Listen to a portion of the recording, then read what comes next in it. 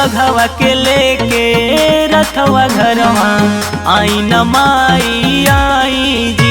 अरे बघवा के लेके रथवा घरवा आई न माई आई जी। बघवा के लेके रथवा घरवा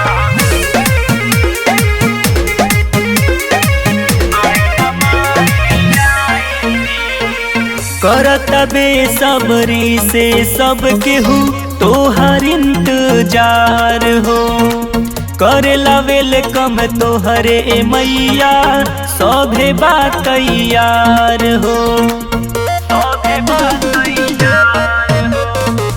करत बेसब्री से सब केहू तोहर इंतजार हो।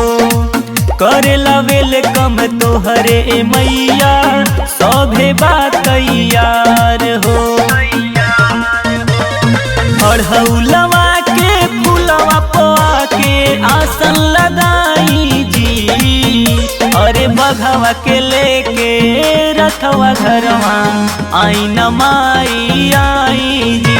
अरे बघवा के लेके रथवा घरवा आई न माई आई जी। बघवा के लेके रथवा घरवा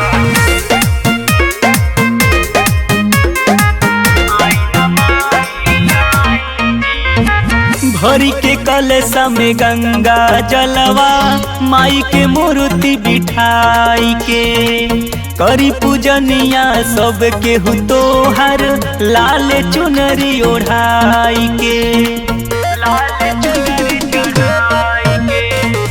भरी के कलशा में गंगा जलवा माई के मूर्ति बिठाई के करी पूजनिया सब केहू तोहर लाल चुनरी चढ़ाई के। रंजन रितेश गोविंद ऊपर आशीर्वाद बनाई जी। अरे बघवा के लेके रथवा घरवा आई न माई आई जी। अरे बघवा के लेके